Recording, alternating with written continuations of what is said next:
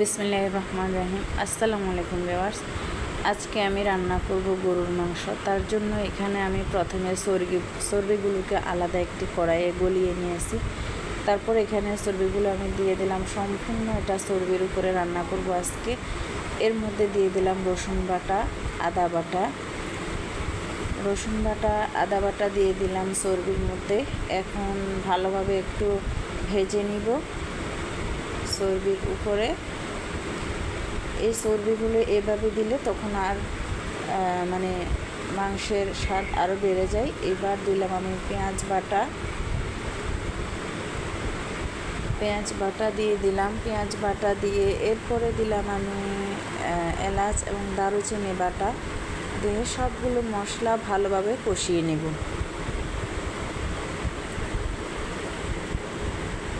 মশলাগুলো আমি ভাজতে একটু লাল লাল করে ফেলব। এরপর এখানে দিয়ে দিলাম আমি জিরা বাটা।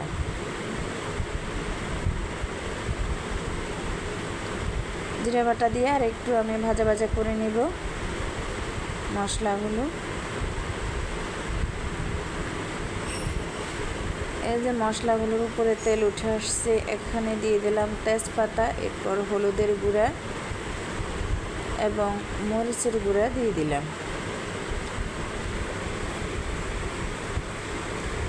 দিয়ে এই হলুদ মরিচগুলো আর একটু কষিয়ে নিব।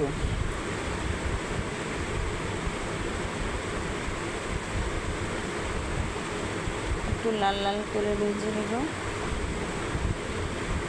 2 মিনিটের জন্য ঢাকনা দিয়ে দিলাম। দেখতে পাচ্ছেন তেল উঠে আসছে।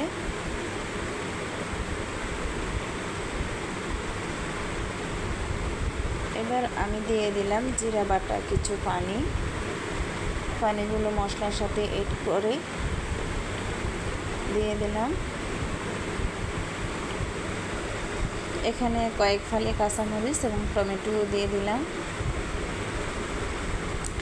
এরপর দিয়ে দিলাম আমি ধুয়ে রাখা মাংসগুলো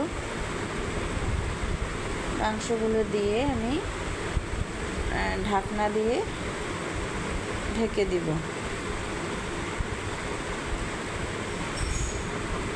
সম্পূর্ণ এই মাংসটা চর্বির উপরে রান্না। ঢাকনা দিয়ে দিলাম। দেখতে পাচ্ছেন 5-7 মিনিট পরে উপরে সম্পূর্ণ তেলগুলো উঠে চলে আসছে। কালারটা অনেক সুন্দর লাগতেছে। এরপর আরও কিছুক্ষণ সিদ্ধ করব। মোটামুটি হাফ সিদ্ধ হয়ে আসছে মাংসগুলো।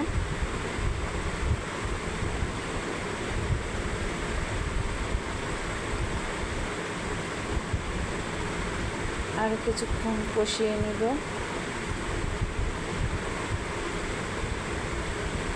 এরপর আমি আর একটু ঢাকনা দিয়ে রেখে দিলাম 10 থেকে 15 মিনিট।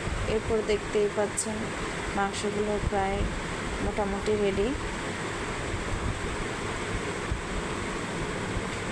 রেডি আমার মাংস রান্না সম্পূর্ণ। মাংসের চর্বি দিয়ে মাংস রান্নাটা কেমন হয়েছে জানাবেন, আপনাদের কাছে কেমন লেগেছে। এভাবে চর্বিগুলো দিলে মাংসের স্বাদটা আরও অনেক বেড়ে যায়। Thank you.